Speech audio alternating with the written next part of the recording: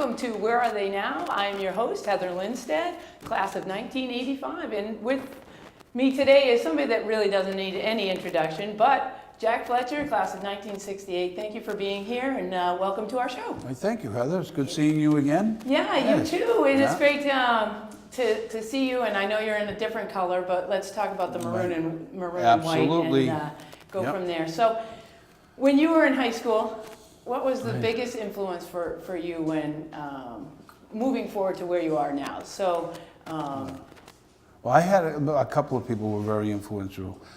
Football coach Tommy Eck was very influential. Yeah. I was just a little guy, not a very big force playing football. He taught me a lot, had a lot of faith in me. I was able to play when I was a senior in high school.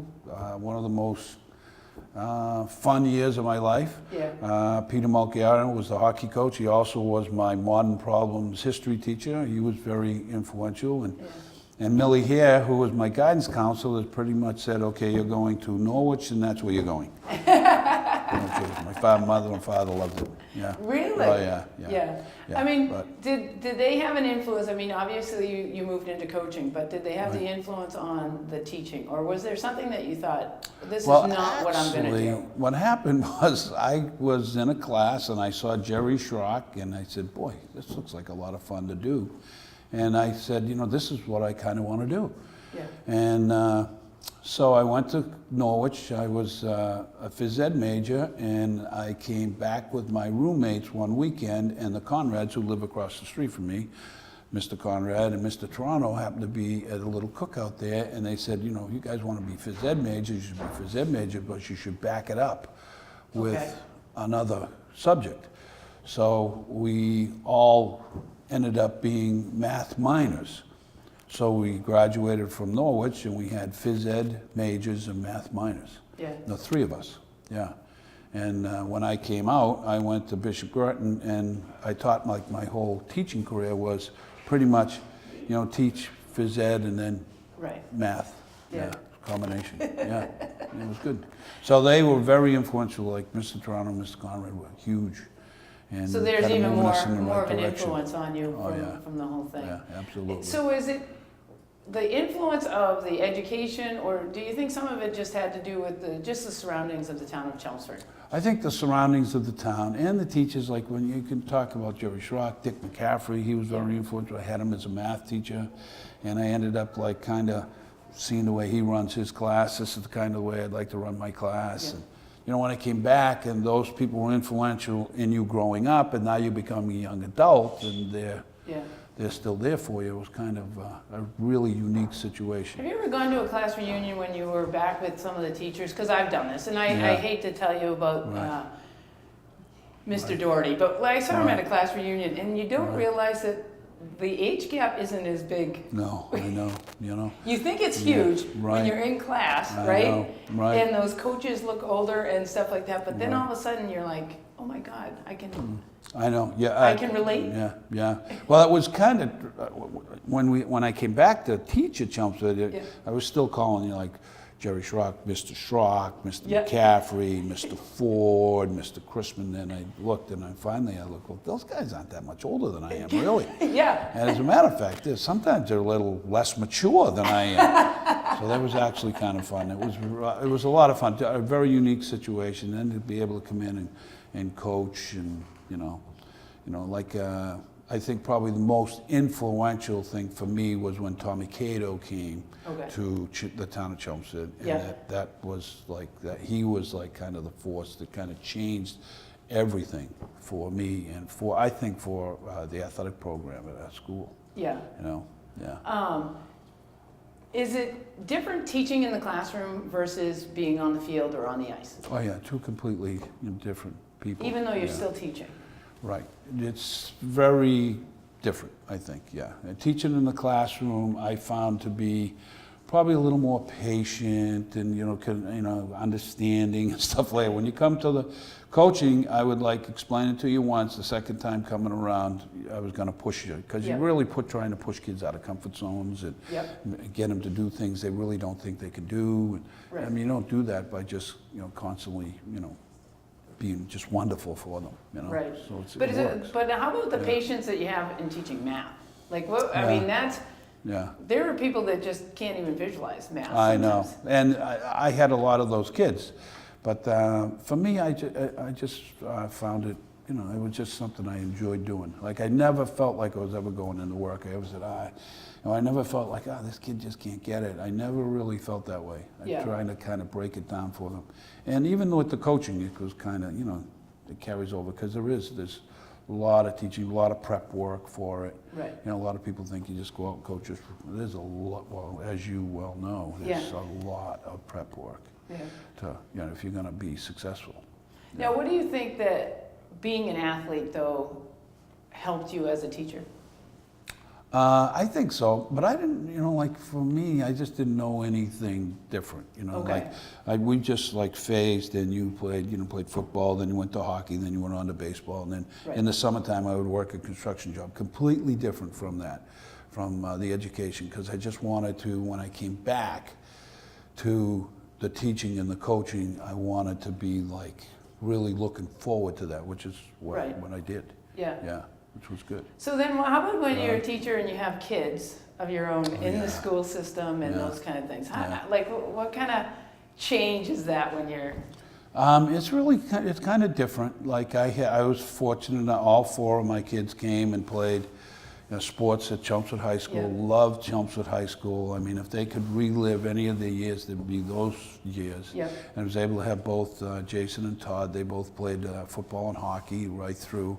I had, of course, I was the coach long before they came Right. through, so they would come Right. through. But the pressure on them was a lot more. Jason probably more than Todd, because Jason had to work a little harder than Todd. Todd was a little more athletic and a little, you know, he push. Yeah. Jason maybe not so much. Yeah, he Yeah. was very entertaining. Yeah, but it was fun to have kids. And my daughters would come in, and some of the I would have some of the tougher classes in the school, which was kind of neat. Yeah. Loved those kids, and you know, my daughters would come and he goes, Mom, you can't believe some of the kids that are in Dad's classes Yeah. that he walks around the school with. I said, yeah, those are good kids. Right. Yeah. People just don't see that with them sometimes. Right. Yeah, yeah. So were they ever fearful though that Dad was in the classroom and that, you know, if they messed up a little bit? I mean, sorry, but Well, you yeah, know, well, you my know me. kids I mean, messed my up dad plenty. was a police officer, so that was a little hard too. But like having your dad in the same school every day. I know. I don't know. They seemed to, it wasn't even a factor for them. It wasn't yeah. even a factor. Yeah, because they were normal kids. They get in the same kind of trouble the rest of the kids did, and Right. part of the deal. Yeah. So I'll go back to my time, but you know, I loved watching the John Morris, Tom Glavine rivalry, Oh, right. that Yeah. Chelmsford Barica thing Yeah, at that the was time terrific. when, Yeah, wow, the that was hockey fun. was Yeah. great. Is there other memories of like one of the best like football competitions or rivalries or hockey things I that? mean, it's just so many games. Like when John started playing, we even go back to when, you know, when Phil Bork and all these guys played before. Like, because I remember when we first started in '76, that was, you had to qualify for the tournament. You need 70% to Yeah. qualify. So the first 2 years we missed by like 1 point. Then the third year qualified for the tournament, and of course we played Mackinac and lost 10-0. They had I think 5 Division I kids. You know, kids go Yeah. to BU, BC, all this stuff. But that was the turning point of the whole program. Yep. And then we had like, you know, Phil Bork came, he ended up playing for, you know, Pittsburgh. He's Yeah. got like 2 Stanley Cups, and John Morris came along, and then Robert Tobin, who was the leading scorer in the entire state in the late 80s. And then we had like, Keith you know, Coyne. Keith Coyne came Who through. you nicely sent to Norwich. Yes, Yeah. him and his brother, yes. Now, of course, when we sent him there, we knew what he would be like. You know, we knew how good he was, and I thought he'd set records, but I didn't think he would set them the way he did up there. Right. Like it was a great, it was Yeah. really good, yeah. I mean, how about that? I mean, then I from a know. D3 school I going know. to the NHL I and then, know. you I know, know. playing over in Europe. I mean, I that's kind of a pat on the back. I mean, Oh yeah, just to see those kids and to see them around town, and you know, it just Yeah, they're just awesome. And Keith, like, he was somebody that was driven. Yes. He was driven. He wanted to do this. He was going to do it. Yeah. Yeah. Yeah. Now, how about the football side of it? The football side was awesome. Like Bobby and I, the camaraderie we had with all those coaches. And when Tommy Cato came in, it was just a whole different, different look. It was unbelievable. I mean, we hardly did. I mean, sprinting. I don't think we did hardly any really sprints. Everybody just knew their job and they did their job. Yeah. I tell people, I said, on a Friday we would go up to practice, and there'd be 1 or 2 Division I coaches at our practice. Yeah. Yeah. In the winter time, we would come into the weight room, and like 4 o'clock in the afternoon, there'd be Division I coaches just coming in. Yeah. I mean, I just couldn't believe the contacts and the stuff that he brought. Oh yeah. And he knew, like, on a Sunday, all of us worked, but not like he worked. He knew that every college coach in the country was in their office on Sunday. Yep.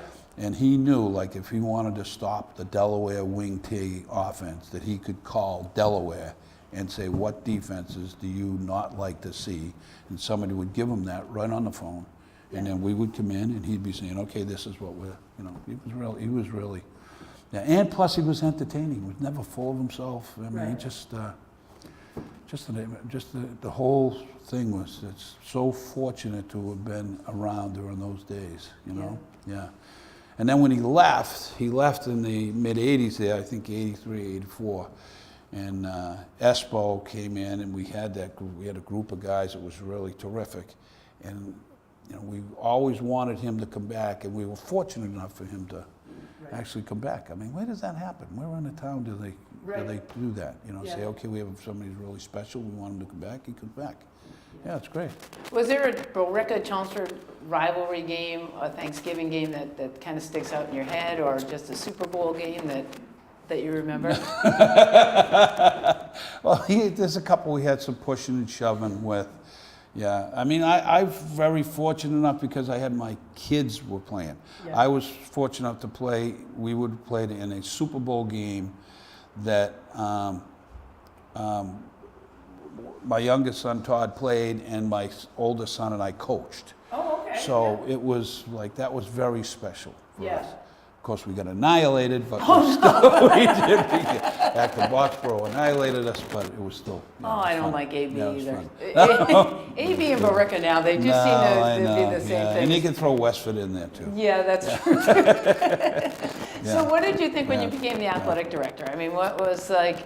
It was just like I was looking for a new challenge, and that was, and of course, as soon as I took that job, is when the budget stuff started coming around, and they were looking at. It felt like they wanted to, show the town that we really needed an override and things, and they wanted to do it through athletics, but we in athletics wouldn't allow it. And the town wouldn't allow it. They paid the fees, whatever they had to pay, and they made it work. And we wanted to make sure, like, we had a huge budget deficit, but the kids never noticed it. Right, and that's they never noticed it. Right. Yeah. Like when I was there, I don't think the school department didn't pay for any uniforms. Right. The kids raised all their money. If they wanted uniforms, they raised the money for it. That's what they did. They sold Lions cards or whatever, and that's what they did. That's what I liked about the school. Like my grandkids go there now. I don't think we wouldn't want them to go anywhere else. I mean, when the school bell rings in the fall, you have 650 kids that come exploding out of that building to go do things. So that's huge. It's a really positive atmosphere there, and it's been that way. I mean, I was the athletic director there for like 24 years, and I think we tried to do that all the way through. Right. Yeah. But is it more fun or more of a challenge being an athletic director or a teacher going into the classroom every day? I was fortunate enough, like for 15 years, I taught 3 classes, and then I coached 2 sports, and I was the athletic director. But then as I got older, I said, oh boy, I just can't keep doing this. This is just way, and the responsibility of the athletic director's job became more and more. Yeah. You know, the classroom is more rewarding because you have direct contact with the kids, and the coaching is really rewarding because now you're at a common goal, you know? You know? Right. So he can't believe we're actually at a school and a bell just went off. Well, speaking of, so now you're in the school, and Yeah. I mean, this is a fairly Yeah. young athletic program Right. when you started, right? And right, how do you right, feel like right. this is? Great. This is Mickey Sullivan started this program. I think they started off with maybe just a couple of sports, and now we're up to like 22 different programs and 38 teams. Yeah. So, and it's only a school of like 370 kids. Yeah. So these kids here, they're trying stuff, playing stuff. It's a different level and it's different. Yeah. You know, the varsity levels are very competitive, which is really terrific. And Yeah. you know, in the past 8 years, I've just seen them grow. We've got good coaches, and, you know. And for me, my style is that I can be, you know, I could just show up at practice and nobody feels like they're being evaluated, or they feel as though, you know, somebody's, you know, kind of, you know, if things aren't just going perfect, it's, you know, for me, I just like I'm just kind of a ghost. I can just come and horse around with the kids, dump on the coach. Sometimes the kids can actually see, and that's the way it was for me at Chelmsford too. Right. You know, second guess the coaches, you know, Yeah. again, be up with the parents, and, you know, it's good to be able to have somebody get out and say, geez, you know, your power play is terrible. You like the change on Oh, that? yeah. Then Yeah, everybody's saying the yeah, coach doesn't yeah. know what he's doing with that power play? Well, Tommy Curran was our coach here. Yep. And one of my favorites is, I said, boy, your special teams are terrible. And he would Tommy say, Curran, class of Tommy Curran, 78. class of 78, absolutely. Yeah. So he played, you know, I was coach, he played, and he'd say, well, you know, we don't have the kind of players you had back in the day. I said, what are you talking about? We had terrible players. You played for us. And I coached you up, right? Yeah, he was funny. He was great. I made you better? Oh yeah, he was awesome. Yeah, just it was just, that was fun to come over here. He was here. Yep. And kind of, and of course Tommy built the hockey program up to the point where they won a state championship here. Right. You know, it was huge at a little school like this. Little school to win. Yeah. So And it's a going, Division II state championship, which is huge because most of the stuff we're such a small school, we're like Division IV or right, less. You know. but still going to the Garden. Still going to the Garden, yep, that was great, that was awesome. yeah. Oh yeah, it was great, the place, you know, and all the kids, you know, 'cause it's just like, you know, the days when, at Chelmsford when we'd go, you know, it was exciting times, So yeah. when I asked, obviously, Yeah. I mean, I didn't have to play for you, but there always seems to be some kind of, oh, I'll never forget this Coach Fletcher line. Are there lines that you've used, or did they just come out when you were coaching? And It just, no, I mean, I'm sure the kids have a whole bunch of them. yes, Back in the days, if you did some of the things now that went on back then, you'd be fired. It's ridiculous. But really, you know, and that's just. so as an AD, when you hear different. something that a coach says, sometimes are you like, okay, listen? Yeah, my you know. biggest line is like when you know, somebody will say something, and say, oh, let me talk to the coach and see if that's going on. And usually you kind of get, you know, the story, and then you go back to, and then sometimes you get the story and they go, no, you can't be doing that stuff. It's just unacceptable. Yeah, unacceptable. But does it remind you of sometimes when you're like, Oh yeah, some of the stuff. like, yeah. oh boy, I should have reflection on what I might have said? Oh yeah. I mean, one of my favorite stories with coaches is one of our coaches would come over and say, "Oh, so and so should be doing something. So and so should be doing something." And I looked at him. I said, "You see this card we have, our practice card?" I said, "Where in this does it say you and I talk? It doesn't. So if you want to coach, go coach. Let's go." You know, so yeah. Yeah. So again, bring it back to the whole thing though. I mean, do you think you'd be sitting here as the AD if it wasn't for all of that happened at Chelmsford? No, very fortunate. The Chelmsford situation for me, from being a freshman in high school right to being a 60-year-old guy, yeah, just wouldn't. There's just something. The people, all those people, you know, the Tommy X, the Peter Mulcianos, the Tommy Catos, the Dick McCaffreys, Jerry Schrocks, Yeah. kids that we've had, so fortunate to be around so many talented kids. I mean, we've had like kids that have played pro hockey. You have Keith Aucoin, John Morris, and Phil Bork. They played, Right. pro things, but a kid like Badger and Mark Dearborn, Yep. those kids, they all Yep. played in Europe and different things. Phil Aucoin, so many kids. The kids that played football, I mean, we had a bunch of kids play Division I football. I mean, I Right. just couldn't imagine, Right. So Yeah, it was with like very- Sal going to Northeastern, being the Sal captain going to and those kind of Northeastern. things. I and- mean, I remember Penn. having, Penn State. We State. had Billy Yeah. Quinn go to Penn State. Yep. We had Frank Juris go to Duke, and Yeah. Andy C. go to Wake Forest, and a whole bunch of those, those kids. kids. Jerry Callahan went up to Maine, Oh. played for us. People, when I tell people, they said, "Oh, that Callahan." I said, "He hasn't changed since he was a kid." He Stop has not worrying." changed at all. He hasn't. He's the best. He's the best. He's not afraid to tell you exactly what it is. What he's doing and what he's Oh, yeah. at, so. But so many influences, like kids and teachers, and I was fortunate enough to be able to do all that stuff. And I feel like the Yeah. tradition is, Yeah. is just continuing. Yeah. So, I mean, Yeah. that's a Oh, great yeah. thing. I mean, I have grandkids that are in the town, Yeah. have like two that are in high school right now, and we've got two more that are in the town that'll probably come through and play sports. And, Yeah. so I still see it go back and see it. Yeah, it's really kind of neat. Yeah. Really kind Well, of neat. I want to wish you the best of luck here, Thank but you, I know Heather. I know you Yeah. still have a great influence on everybody in the Yeah. town of Chelmsford Well, I still. appreciate so. it. Thank you very much. So everybody, thank you for joining Jack and I today at Where Are They Now, and I hope to see you again. Thank you. Have a great day. All right, thank you, Heather. Thank you.